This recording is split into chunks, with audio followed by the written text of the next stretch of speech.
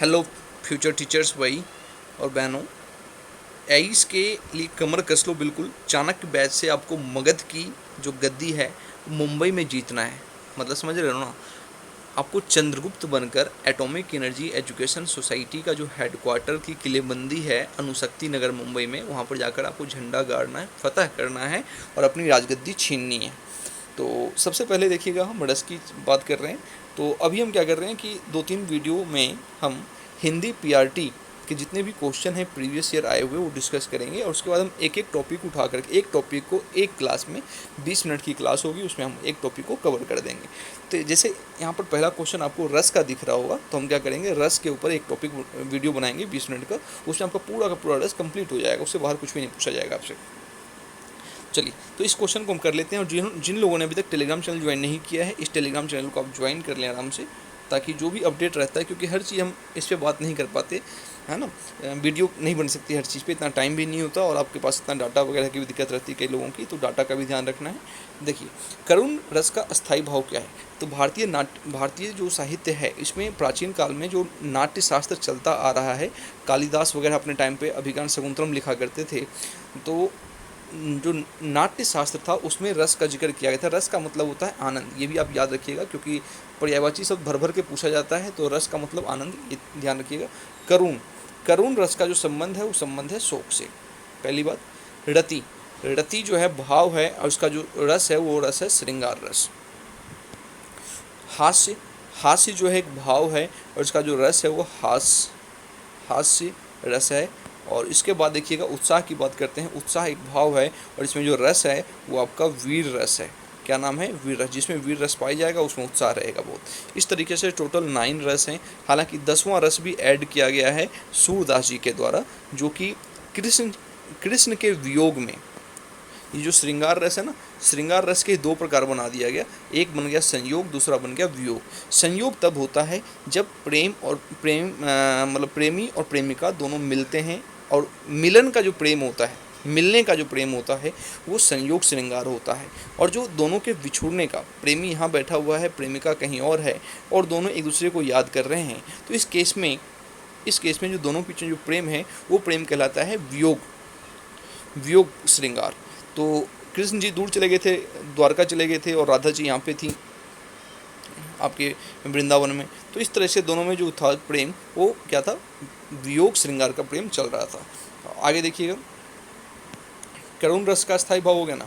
Next, चाय किस भाषा का शब्द है? तो ध्यान रखिएगा, चाय जो है यूज इंडिया में ज़्यादा होता है, लेकिन चाय जो है वो चीनी भाषा का शब्द है, ठीक है ना। तो यहाँ से आपको क्या टॉपिक याद रखना है? तत्सम, तद्भव, तद्भव, देशज, विदेशज। इन चारों कैटेगरी के जो शब्द हैं, कुछ कुछ शब्द आपको याद कर लें। जैसे बस की बात करें, तो बस जो है आपका कौन सा शब्द है? विदेशज शब्द है, अंग्रेजी शब्द से लिया गया है। उसी तरीके से कौन से शब्द तत्सम है, कौन से शब्द तद्भव है, वो टॉपिक आपको तैयार करना पड़ेगा। आगे चलिएगा, मनमाना में कौन सा समास है? मैंने आपको बताया ही है कि समास का टॉपिक आपको तैयार करना है। मनमाना की यदि हम बात करें, तो मनमाना में आपका तत्पुरुष समास, क्योंकि मनमाना शब्द का यदि हम समास विग्रह करते हैं, इसको तोड़ते हैं, तो इसका मतलब होता है मन से माना हुआ। यानी जो व्यक्ति अपने मन से खुद मान लेता है कुछ भी, और वही मानता रहता है, यानी वो अपना मनमाना व्यवहार करता है। तो मन से आ गया ना, से आ गया, तो मन से माना हुआ तत्पुरुष समास आ गया इसमें। आगे चलिएगा, नेक्स्ट, मीनाक्षी का पर्यायवाची है। अब देखिए, साउथ में क्या है? मीनाक्षी मंदिर है। तो वहाँ पर थोड़ा सा कन्फ्यूजन हो सकता है। मीन का मतलब क्या होता है? मीन का मतलब होता है मछली होता है मीन का मतलब। और अक्ष का मतलब क्या होता है? अक्ष का मतलब है आँख, यानी मछली जैसी आँख हो जिसकी। तो मछली मत लगा देना, मछली नहीं होगा। लक्ष्मी भी नहीं होगा इसमें, मछली भी नहीं, लक्ष्मी भी नहीं। मीनाक्षी का दोनों शब्द पर्यायवाची ठीक है, सुंदरी भी ठीक है, दुर्गा भी ठीक है। ज़्यादा जो इसका करेक्ट वर्ड है दुर्गा है, ठीक है ना, लेकिन दोनों ही पर्यायवाची शब्द हैं इसके। तो इस तरह का क्वेश्चन कोई आता है बोर्ड में, तो उसके ऊपर ऑब्जेक्शन जाएगा, और फिर बोर्ड उसको या तो दोनों को नंबर देगा, या फिर दोनों एक क्वेश्चन को कैंसिल करके मानेगा। नेक्स्ट चलिएगा, जंगल का पर्यायवाची है। तो जंगल का पर्यायवाची शब्द की बात करते हैं यदि हम, पहला शब्द है प्रमोद का मतलब क्या होता है? खुशी, आनंद, है ना। विश्रांति का मतलब होता है आराम, विराम। कांतार और दीव का मतलब होता है आपका स्वर्ग। क्या होता है? स्वर्ग, आकाश, आसमान। बच कौन सा आ गया? कांतार। तो कांतार जो है, कांतार का मतलब होता है जंगल, जंगल। ये हमारा करेक्ट आंसर हो जाएगा। नेक्स्ट चलिएगा, निम्नलिखित में से कौन सरस्वती का पर्यायवाची नहीं है? तो सरस्वती के पर्यायवाची नहीं है। क्वेश्चन देखिएगा, क्वेश्चन जो है नेगेटिव टाइप का है, यानी तीन जो है, तीन पर्यायवाची होगा और एक पर्यायवाची नहीं होगा, और जो पर्यायवाची नहीं होगा वो हमारा आंसर होगा। वीणा पाणी, यानी जिसके हाथ में वीणा है, तो ये तो पर्यायवाची है। महाश्वेता, जो सफ़ेद सफ़ेद वस्त्र धारण करती हैं, सरस्वती जी हैं। पद्मा और भारती, भारती भी सरस्वती, एक गाना भी है, वंदना भी है भारती, माँ भारती के ऊपर, वो सरस्वती जी का ही नाम है। और पद्मा की बात करते हैं तो पद्मा जो है वर्ड यूज किया जाता है लक्ष्मी जी के लिए किया जाता है। किसके लिए किया जाता है? लक्ष्मी के लिए। तो ये हमारा आंसर हो जाएगा कौन सा? सी। आगे चलिए, गुरु के समीप रहकर अध्ययन करने वाला क्या कहलाएगा? विद्यार्थी कहलाएगा। नेक्स्ट, चौपाई के प्रत्येक चरण में मात्राएं क्या होती हैं? हाँ, आपको ये याद रखना पड़ेगा। चौपाई मतलब छंद के थोड़े से प्रकार हैं। चौपाई हो गया आपका, दोहा हो गया, इसमें कितने चरण होते हैं, कितनी मात्राएं होती हैं, जैसे चौपाई है। इसमें आपका जो रामचरितमानस है, तुलसीदास जी ने चौपाई में इसकी रचना करी है, रामचरितमानस की रचना। तो इसमें देखिएगा टोटल 4 चरण होता है। कितने चरण होते हैं? 4 चरण होते हैं, और हर चरण में 16 मात्रा होती है। हर चरण में 16 मात्रा होती है, और दोनों वाक्य के सबसे लास्ट में जो मात्रा होती है वो दीर्घ मात्रा होती है, या तो ई होगा, या ऊ होगा, या आ होगा, है ना। हर सुमात्रा नहीं होती, दीर्घ मात्रा होती है। तो इसकी चौपाई की निशानी है, पहचान है, ये आप ध्यान रखें, मोस्ट इंपॉर्टेंट क्वेश्चन है। नेक्स्ट, प्रेमचंद किस प्रवृत्ति के उपन्यासकार हैं? तो प्रेमचंद जी ने जब कहानी या उपन्यास लिखना शुरू किया था, तब वो अपनी रचनाओं में बहुत ही ज़्यादा आइडियलिस्टिक बातें करते थे, बहुत ज़्यादा अच्छी अच्छी बातें लिखा करते थे। समाज बहुत अच्छा है, लोग बहुत अच्छे हैं, सरकार बहुत अच्छी है। लेकिन धीरे धीरे जैसे जैसे उनको एक्सपीरियंस होता गया, लाइफ की मुसीबतों का सामना करते गए, वो धीरे धीरे क्या होते गए? यथार्थवादी होते गए। क्या होते गए? यथार्थवादी। ठीक, तो यानी हकीकत, धीरे धीरे वो किसानों की खराब हालत लिखने लगे। गांव में सरकार किस तरीके से अंग्रेज सरकार गरीबों का शोषण करती थी वो लिखने लगे। तो इसलिए कहा जाता है आदर्शोन्मुखी यथार्थवादी थे, लेकिन धीरे थोड़ा बहुत उनका आदर्श की तरफ ध्यान था। नेक्स्ट देखिएगा, कवि का स्त्रीलिंग क्या होगा? तो कवि का स्त्रीलिंग कवित्री होता है, लेकिन स्पेलिंग में ध्यान रखना, काफ़ी सारे लोग फंस जाते हैं इसमें। कवित्री, ठीक है। नेक्स्ट, निम्न में से दलित आत्मकथा नहीं है। ये एमए हिंदी में ज़्यादा है ये सिलेबस। ये जितनी भी कहानी आपको दिख रही है एमए हिंदी में है सारी। अपने अपने पिंजरे, ये एक आत्मकथा है। क्या है? ये सारे ही आत्मकथा, वैसे तो चारों के चारों आत्मकथा हैं, लेकिन इनमें से 3 जो है वो दलित आत्मकथा है। दलित आत्मकथा है। कितने हैं? 3 है, एक नहीं है। जो नहीं है वो हमारा आंसर है। अपने अपने पिंजरे जो आत्मकथा है, ये लिखा गया है मोहनदास नैमिषराय। इनके स्कूल में जो छोटे बच्चे थे, तो इनके स्कूल में इनके जो टीचर थे, जाति के अनुसार इनको क्लास से बाहर बिठाते थे, स्कूल की सफाई करवाते थे। इस तरह की इंसिडेंट की चर्चा इन्होंने अपनी कहानी में की है, आत्मकथा में। तिरस्कृत की बात करते हैं तो तिरस्कृत जो आत्मकथा है वो सूरजपाल चौहान जी की है, और जूठन जो है वो है आपका ओम प्रकाश वाल्मीकि जी का। जूठन आप पढ़ना एक बार, बहुत इंटरेस्टिंग और मतलब हृदय विदारक कहानी है, आत्मकथाएं हैं, घटनाएं हैं इसमें। इनमें ये बोला जाता है कि जो लोग थे, ऊंची जाति के लोग थे, वो जानवरों को खिलाने, जूठा जो है भोज वगैरह पार्टी होती थी गांव में, भोज होते थे गांव में, तो उनका बचा हुआ जूठन होता था, वो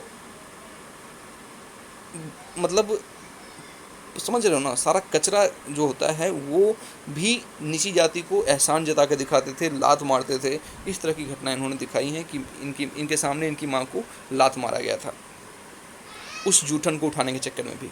नेक्स्ट आपका मेरी ये समझना है, तो भैया ये तीनों जो है ना, ये तीनों ही दलित आत्मकथा है। चौथा जो है दलित आत्मकथा नहीं है, ये भी एक आत्मकथा तो है चौथा, लेकिन दलित नहीं है।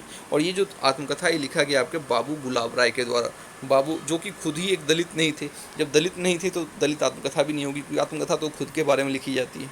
ठीक है, तो ये हमारा आंसर हो जाएगा 4th। नेक्स्ट, पुस्तक से कौन सा विशेषण बनेगा? हाँ, ये आपको ध्यान रखना चाहिए, कौन से शब्द से कौन सा विशेषण बनता है, भाववाचक संज्ञा कौन सी है, इसमें क्वेश्चन पूछता है बार बार। देखिएगा, तो पुस्तक से पुस्तकालय नहीं, पुस्तकालय जो है ये एक संज्ञा ही है, क्योंकि स्थान का नाम है। पुस्तकीय, पुस्तकें, पुस्तकों, तो पुस्तकें तो हो गया, इसका बहुवचन बन गया, पुस्तकों भी नहीं, पुस्तकीय। जैसे तुम्हारा ज्ञान जो है ना, तुम्हारा सारा का सारा ज्ञान पुस्तकीय ज्ञान है, यानी तुम्हारा जो नॉलेज है वो बुकिश नॉलेज है। तो नॉलेज की विशेषता बता रहा है पुस्तकीय कि प्रैक्टिकल नॉलेज नहीं है, बुकिश नॉलेज है। ये विशेषण हो गया आपका। नेक्स्ट, पुरस्कार शब्द में कौन सी संधि है? तो संधि भी आपको पता होना चाहिए।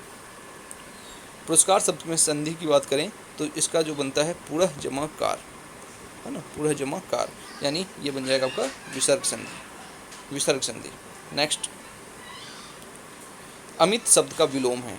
तो अमित शब्द की बात करते हैं तो अमित शब्द का मतलब होता है जिसका परिमाण ना हो, जिसका परिमाण क्वांटिटी ना हो। इसका विलोम अपोजिट क्या होगा? सुमित नहीं, दुर्मित नहीं, कुमित नहीं, परिमित, परिमित यानी जिसकी बीमा है, जिसका मात्रा है, जिसका परिमाण है।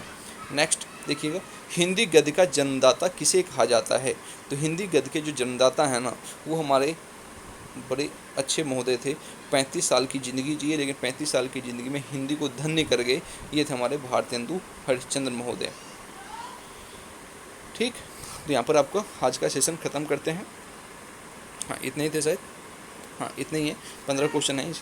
और इसके बाद जो है हम करेंगे आपको एक पेपर और रहता है, उसको डिस्कस करेंगे और फिर हम हिंदी के एक टॉपिक उठा के करना शुरू करेंगे। और जो लोग प्लीज़ ध्यान से सुनिए, दूसरे एग्ज़ाम की तैयारी कर रहे हैं और यदि आपके सिलेबस में हिंदी है तो आप ऐसा मत सोचना कि पीआरटी के एग्ज़ाम में पूछा गया ये हमारे काम का नहीं है, बिल्कुल नहीं, ऐसा मत सोचिए। क्योंकि संधि यही रहना है, समास यही रहना है, हिंदी का फैक्ट, हिंदी गद्य के जन्मदाता किसे कहा जाता है, ये पीआरटी में पूछते हैं तो भी हरिश्चंद्र जी रहेंगे, टीजीटी में पूछते हैं तो भी हरिश्चंद्र जी रहेंगे और पीजीटी में पूछते हैं तो भी हरिश्चंद्र जी। तो इस बात से कोई फ़र्क नहीं पड़ता, है ना। तो आप देख सकते हैं। और कुछ लोग साथी हैं जो भी थोड़ा सा वेट कर रहे हैं, मैं कोशिश करूँगा कि एक्चुअली मेरे टीम में से 1 पर्सन बाहर हैं अभी, तो 1-2 दिन में जैसे ही उनका साथ मिलता है फिर आपका काम स्पीडअप कर दिया जाएगा। मैं अभी अकेला 2-3 जगह फंसा हुआ हूँ, स्कूल, फिर आपका जो फ्यूचर टाइम्स कोचिंग है वहाँ पे सीडीपी की क्लासेस बैचेस चल रहे हैं, केवीएस वगैरह की, तो वहाँ पे हो जाता है। फिर यहाँ पर आके पीपीटी तैयार करना, फिर उसे वीडियो रिकॉर्ड करना, देन फिर उसे अपलोड करना, थोड़ा सा काम बढ़ जाता है। तो मैं ज़्यादा एक दिन में 2 वीडियो कर पाता हूँ, उससे ज़्यादा नहीं कर पाता, क्योंकि काफ़ी सारा टाइम कंज्यूम। आपको वीडियो दिखता है 10 मिनट का, 5 मिनट का, लेकिन उस 5-10 मिनट के चक्कर में 2 घंटे भी लग जाते हैं, 1.5 से 2 घंटे, ठीक है ना। तो वीडियो को जिन लोगों ने अभी तक लाइक नहीं किया, लाइक कर लो और चैनल को सब्सक्राइब कर लो। इन्फॉर्मेशन आपको आगे मिलती रहेगी, टेलीग्राम चैनल आपको बता दिया गया है, तो उसको आप ज्वाइन कर लें, ठीक है। चलिए।